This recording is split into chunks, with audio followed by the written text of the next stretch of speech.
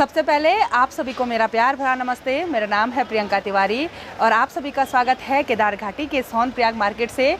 आज मैं 3-4 दिनों के बाद अपना ब्लॉग शूट कर रही हूँ क्योंकि 2-3 दिन से मेरी बहुत भयंकर तबीयत ख़राब थी और सर्दी जुकाम बुखार, आवाज़ भी बहुत मोटी हो रखी थी। आज थोड़ा सही हूँ तो मैंने कहा आज आपको एक खूबसूरत सी लोकेशन की सैर करवा देते हैं। वो है नीचे मंदाकिनी नदी। यहाँ से तो बहुत दूर दिखती है लेकिन आज मैं आपको बहुत करीब से दिखाने वाली हूँ।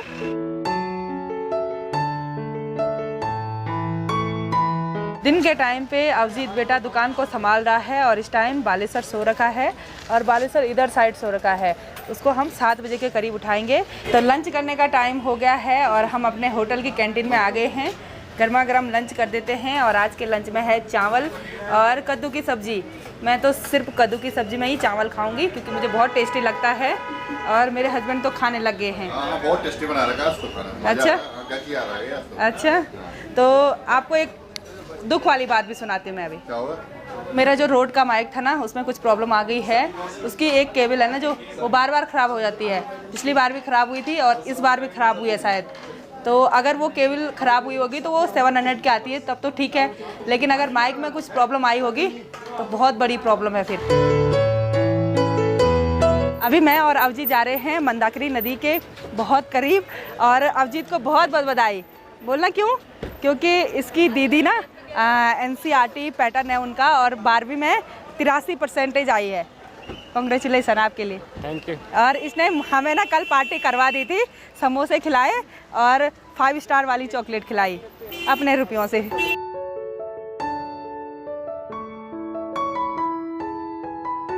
ये जो लोग यहाँ पे सरिया मोड़ रहे हैं उसको फिक्स कर रहे हैं। उसके बाद इस पूरे मोड़े हुए सरिया को बांध के उसके बाद ये सरिया केदारनाथ पहुँचाया जाता है घोड़े खच्चरों के द्वारा। अभी हम सोनप्रयाग की जिस पार्किंग में खड़े हैं 2013 की आपदा से पहले ये बिल्कुल भी ऐसा नहीं था और ना ही ये नई वाली पार्किंग थी। ये तो बाद में बनाया गया। यहाँ पूरा आपदा आने से खंडर हो रखा था और जो ऊपर त्रियुगी नारायण की रोड है ना वो भी बिल्कुल ऐसी नहीं थी और ये नीचे वाली रोड भी बाद में बनाई गई। पार्किंग में भी सारी जगह नल वगैरह लग रखे हैं और अभी पार्किंग में हमको सबसे ज़्यादा हरियाणा, गुजरात, राजस्थान और यूपी की गाड़ियाँ नज़र आ रही हैं। पार्किंग के बगल से नीचे नदी के किनारे जाने के लिए एक खूबसूरत सा रास्ता तैयार हो रखा है और यहाँ नीचे नदी में बहुत सारे लोग स्नान कर रहे हैं और यहाँ पे बैठ के जो नज़ारे हैं ना वो बहुत खूबसूरत दिखने लगते हैं।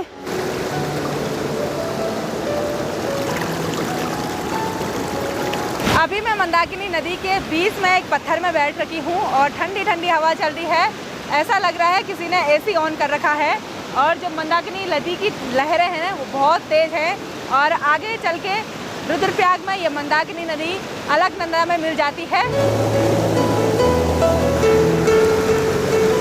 जिस टाइम 2013 की आपदा आई थी उस टाइम नदी यहाँ ऊपर तक बह रही थी। नदी का बहाव इस पहाड़ी से और उस पहाड़ी तक था। मतलब जो सोनप्रयाग मार्केट है ना पूरा नदी ने कवर कर रखा था। उधर साइड की जो पहाड़ी है ना उस पे 2 काफल के पेड़ यहाँ से नज़र आ रहे हैं और अवजीत बोलना क्या बोल रहा है कि हम चलते हैं वहाँ। नदी पार करने के मन में है इसकी। बोल रहा मैं आराम से कर दूँगा। अभी मैं सोनप्रयाग की नई वाली पार्किंग में हूँ और आपको मैं आज 3rd फ्लोर में लेके जाने वाली हूँ। अभी पार्किंग का निर्माण पूरा नहीं हुआ है। जब पूरा बनेगा तो काफ़ी अच्छी पार्किंग बन के तैयार होगी। 2013 की आपदा पूरे भारतवर्ष के लिए एक बहुत बड़ी दुर्घटना थी जिसके गवाह हम सब स्थानीय लोग हैं। मतलब वो मंजर अभी तक आंखों में दौड़ता रहता है। हमने सोचा भी नहीं था कि सोनप्रयाग पहले जैसा इतना बस जाएगा। और जो मेरे साथ अवजीत है ना इसके पापा भी उस टाइम पे केदारनाथ में थे। केदारनाथ में थे ना, तो इसके पापा की मौत उसी टाइम पे हुई थी। तब तुम कितने साल के थे? छोटे थे, इसको याद तक नहीं है। मतलब बहुत लोग ऐसे थे, बहुत बच्चे ऐसे थे जो अनाथ हुए। आपदा से पहले सोनप्रयाग मार्केट बिल्कुल भी ऐसा नहीं था। जो आपको ये बड़ी बड़ी बिल्डिंगें दिखाई दे रही हैं ये बिल्कुल भी नहीं थी।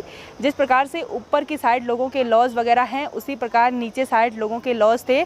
और जो मंदाकिनी नदी थी वो करीब 1 किलोमीटर नीचे थी। जब ऊपर से पूरा फ्लड आया तो पूरा ये समतल हो गया। पूरा जो यहाँ नीचे साइड के लॉज वगैरह थे वो सारे बह गए थे। सोनप्रयाग मार्केट के नीचे साइड हमारा भी लॉज था, अभिषेक टूरिस्ट लॉज के नाम से, और उसके बदले गवर्नमेंट द्वारा हमको 7 नंबर हॉल दिया गया। सोनप्रयाग मार्केट के पीछे साइड काम लगातार जारी है। यहाँ पे एक बहुत अच्छे सेट का निर्माण हो रखा है जिसपे लकड़ी का काम भी हो रखा है, और जितना ये पूरा आपको ये सामान दिखाई दे रहा है ये कुछ पार्किंग बनाने का है और कुछ यहाँ नीचे जो पुस्तक वगैरह हैं उसको बनाने का है।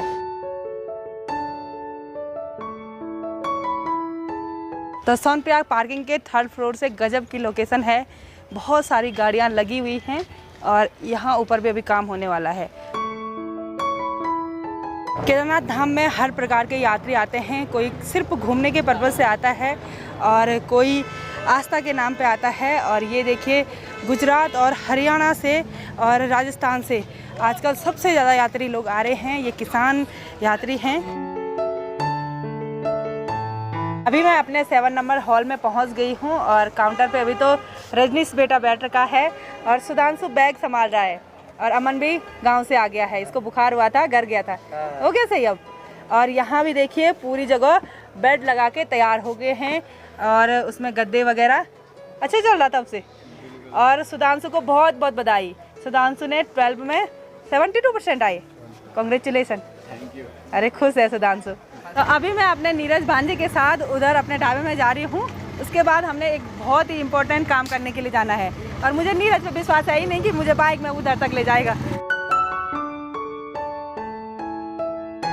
तो हमारे इस ढाबे में बॉम्बे से अंकल और आंटी जी रुके थे और इनका केदारनाथ जाना नहीं हुआ, किसी कारणवश इनकी हेली की जो टिकट थी वो कैंसिल हो गई और उनकी बेटी यहाँ पे हैं। और ये क्या चीज़ है आपको पता है? खुमानी। हाँ खुमानी, और हमारे यहाँ बहुत ज़्यादा होता है, बहुत ज़्यादा होता है ये। इसके बाद सारी जगह गांव में यही आलू बुखारा, खुमानी और पुलम देखने को मिलता है।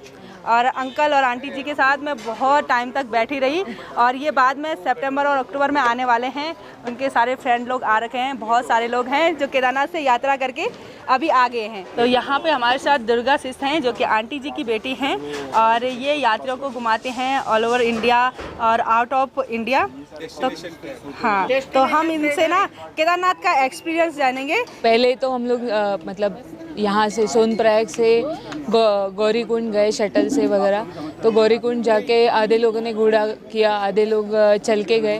तो पहले जो चल के जाने वाले थे उनको लगा कि हम कंप्लीट कर पाएंगे 21 किलोमीटर्स, बट एक हाफ रास्ते में सबकी बैटरी डाउन हो गई थी, तो आधे से बहुत सारों ने घोड़ा किया। बट ये अंकल है हमारे, इनके 67 इनका एज है, स्टार्ट टू एंड उन्होंने पूरा चल के किया ट्रैक। तो मैं दुर्गा बहन से जानने की कोशिश करूंगी कि इनको केदारनाथ के रूट में क्या चीज़ अच्छी लगी और क्या चीज़ वहाँ पे होना चाहिए। यहाँ से ऊपर जाने के लिए जो ट्रैक बनाया है, एक्चुअली पहले मैंने वैष्णो देवी भी कवर किया, तो वैष्णो देवी में कैसे रहता है, घोड़ों का जो ट्रैक है वो कम्प्लीटली अलग है और जो चल के मतलब पैदल जो यात्री जाते हैं उनके लिए अलग ट्रैक बना है। यहाँ पे क्या होता है, घोड़े वाले मतलब बहुत, मैंने खुद को आज मैंने टक्कर भी खाई घोड़े से 2 बार। कल मैं जब घोड़े पे थी तो मेरा पैर किसी के मतलब कोई खाना लेके बैठा है बाहर या फिर कोई पानी पी रहा है तो उनको घोड़े पे बैठी हूँ मैं तो मेरा पैर लग रहा है। तो ये सब चीज़ों की वजह से बहुत चलने वालों का मोशन कट हो जाता है, मतलब जो डिसाइड करता है चल के भी जाएंगे तो उस वजह से उनको और देर लग रही है। अगर चलने वालों के लिए अलग ट्रैक और घोड़ों के लिए अलग ट्रैक बनाए तो वो बेटर हो जाएगा। फिर पानी जो है वो सीधा मतलब जो झरने आ रहे हैं उधर से उन्होंने पाइप बनाए हैं, बट वहाँ पे उतना प्रॉपर ऐसा पानी का कुछ है नहीं सिस्टम।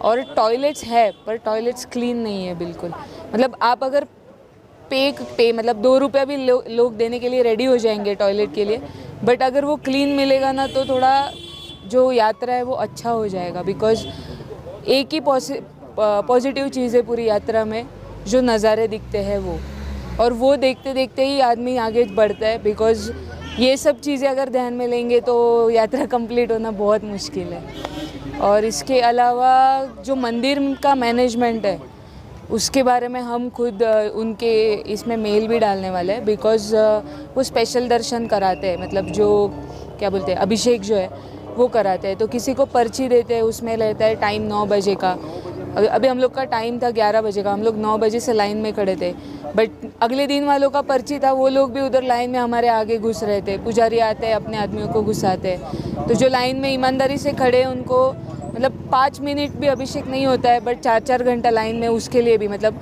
2100 रुपये पर पर्सन हमने पे किया, बट फिर भी 4-4 घंटे खड़े रहे लाइन में। तो जो टाइम स्लॉट है उनको अंदर लो, बाकी लोगों को बोलो बाहर आप बैठो या जो भी है वो आप करो।